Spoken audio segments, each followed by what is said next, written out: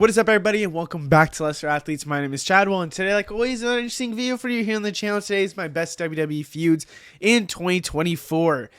We have a lot of feuds that we can talk about. We can kind of go around. We can explain why each feud could be the best feud of 2024. But today, we are looking at the 10 best feuds for WWE and going to explain why they're in the best in 2024. I have another video that is going to be kind of like a ranking, I guess, kind of video where it's not actually rankings. It's my awards for the year, where ESPN had a kind of wrestling awards thing, and it's my version of it. It's different because, one, only WWE, they use AEW, and two, I changed some stuff up because I think there is some debate. I have some runner-ups on that as well, but that will release the first New Year's.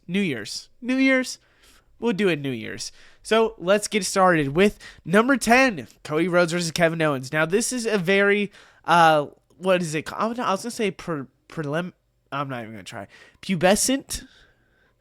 This is a very, it's a growing feud. It's a growing feud. This is in its kind of pubescent era. Let's say that.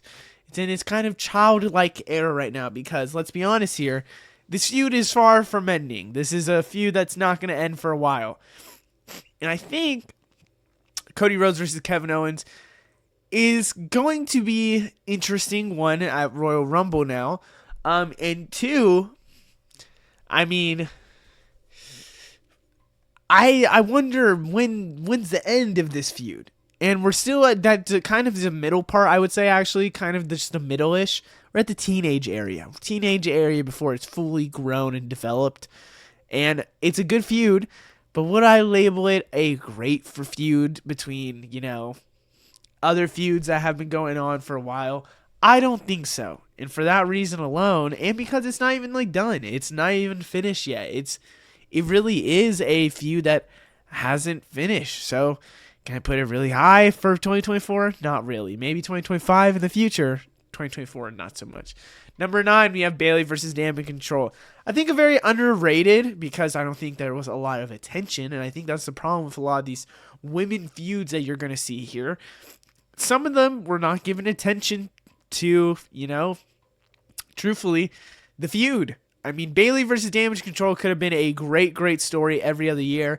It was an okay story this year because of, and by the way, you're in top 10 in this feud. Of course, it was probably a good feud, but let's be honest here. Bayley and Damage Control could have went a little bit farther than they did, but you had The Rock and everything going on. You had Drew and Seth. You had Gunther and Sammy. You had all these different feuds going on. Bayley and Damage Control started to get some light at the end, I feel like, of the tunnel. But for the most of the part, it was kind of dark. So they're not on here to me as somebody I would say that was. They're not here as high as you'd probably hope because I feel like it wasn't done justice. But it was still a great feud. It was still good. There was still some turning points in it. I still liked it. At number 8, we have Carmelo Hayes versus Andrade. Full Game 7 kind of matches and kind of craziness in these matches where they really didn't have a... Did they have a bad match? I guess that Game 7 was kind of bad with LA Knight's finish. They never had a proper ending. And I think that's the problem about this is that there wasn't a proper ending. But I have to say, Carmelo Hayes versus Andrade was a great feud where Carmelo Hayes delivered one of my best lines of the year, and you're washed. Put the fries in the bag, bro. You're washed. You never thought you would hear that in WWE television, but god damn we did. And I have to say, Carmelo Hayes and Andrade was a underrated feud, I think, even when it's not on the mic or whatever. But this, out of all the feuds, had the most in-ring work and really showed and developed each match. And I think that's why it ranks higher than some other matches. At number 7, we have Damian Priest versus Finn Balor. I still think this feud isn't done. But the turning point of Finn Balor, the turning point that happened with Damian Priest, I mean, this cemented Damian Priest as one of the top guys, I think, in the company. Finn Balor, can't tell I'm still sick. Not so much. I think Finn Balor did get a little bit hurt in this because, one, I mean, when you're going against the top guy and you're not kind of winning, kind of hurts. 2, it's not really done, so we haven't seen Finn win yet, which I think should happen at the Raw debut if they do everything right. We'll see. But Damian Priest and Finn Balor still had a lot of twists, a lot of turns, and I think had a good ultimate ending with the Bad Blood, but I think that was a false ending because they're still going to continue this maybe till WrestleMania. We'll have to see. At number 6, we have Sami Zayn versus Gunther. Here's the thing. I know a lot of people want to put this higher up on lists and say how great of a feud this was, and I get it, but I think it's more of the underdog story of Sami Zayn. It's not technically the feud of Sami Zayn and Gunther. I mean, it started all the way for who's going to go against Gunther at WrestleMania. That's when it really started. And it was going up from, little match by match by match by match with Sami Zayn.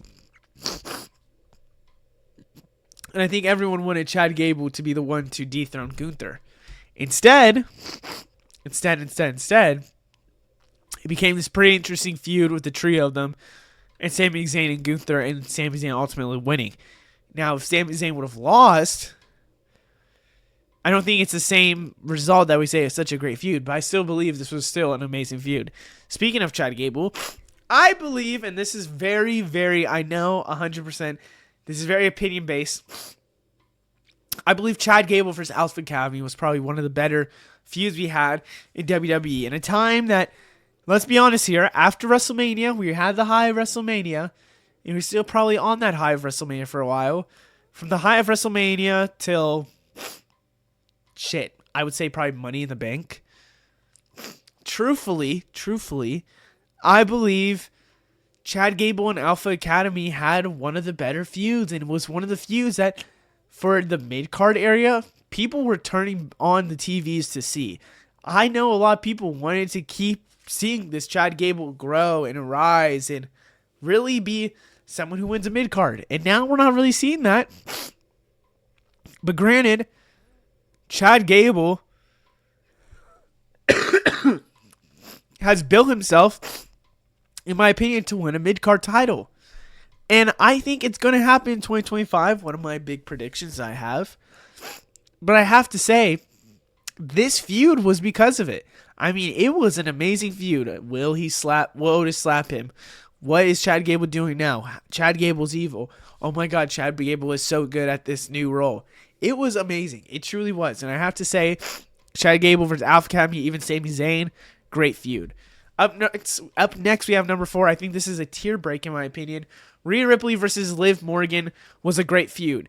Going on for a while, let's be honest here, but I still think it was a great feud. A lot of storytelling, a lot of people wanting to know what would happen with them.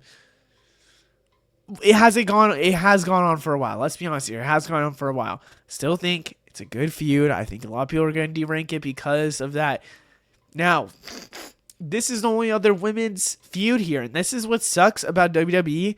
They focus so much on this feud, and they focus so much on, I would have to say, Tiffany Stratton maybe cashing in on SmackDown, where they didn't develop the women's roster like you would hope for.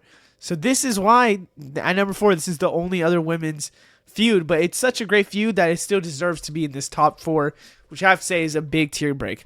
At number 3, OG Bloodline versus New Bloodline. I know a lot of people want to put this number 1, number 2, number 1 and number 2, I guess. But I have to say that I don't think from SummerSlam on, it was as amazing as we would say this was a great feud. But I like my other 2 options way more. I think it is still a great feud. You had the OG Bloodline of Roman, Jay, and Sammy. And Jimmy, I almost forget Jimmy, going against, the Tongans and Jacob Fatu and Solo. It worked out perfectly. It's still going to be a feud probably all of 2025. I would not be shocked if somehow they keep growing this story and keep growing and keep growing. There's so many potential Bloodline members that we have. Now, Is it better than the next two feuds? I don't think so, and I think that's why it's here at number 3. At number 2, we have Cody Rhodes versus Roman Reigns / The Rock, and I think that a lot of people want to say Cody Rhodes versus The Rock, but it really was Roman Reigns. I think you could also put Seth Rollins with Cody Rhodes on this one. But here's the thing. This was a feud that a ton of people, and I mean people that never watched WWE, got their eyes and got them back into wrestling. If there is a feud that is going on and that is happening, you gotta put it here at 1 or 2. I've seen people not even put this in their feuds list. This was one of the hottest and greatest stories in WWE, and truthfully, in my opinion, kept this true. I'm being truthful here. Kept WWE as hot as it is right now. I think this rebirthed WWE. That moment where Cody Rhodes got slapped by The Rock and Cody Rhodes chose Roman Reigns for Royal Rumble. That is the moment where this story and The Rock coming in was incredible. Now, why is it not number 1? Obviously, CM Punk and Drew McIntyre are number 1. This is a feud started all the way at Royal Rumble, ended at Bad Blood. Still some question marks that go on today. CM Punk and Drew McIntyre was the feud we all wanted CM Punk and Seth Rollins to be, but Drew McIntyre became a star and stepped up to come up the plate and become the guy to have this feud. CM Punk versus Drew McIntyre is by far one of the best feuds I've seen. I feel lucky enough to say I was at Bad Blood to see their match in Hell in a Cell. It was a legendary match, if I have to say so for myself, and I truthfully think that CM Punk versus Drew McIntyre is a match that should be looked back at and should be looked at as, wow, this feud was amazing. I think that maybe they rekindle this in the late future, but God almighty, were we lucky to see CM Punk versus Drew McIntyre. Truthfully, because we might see The Rock come back with Roman Reigns and Cody Rhodes. Will we see CM Punk and Drew McIntyre happen again? That's a big question mark that I think WWE won't do because of how great it was, that they might have to do it later on in the future. It's like late, while the others aren't. And I hope you guys enjoyed. Let me know what you think down in the comments below. I'll see you in the next one. Goodbye.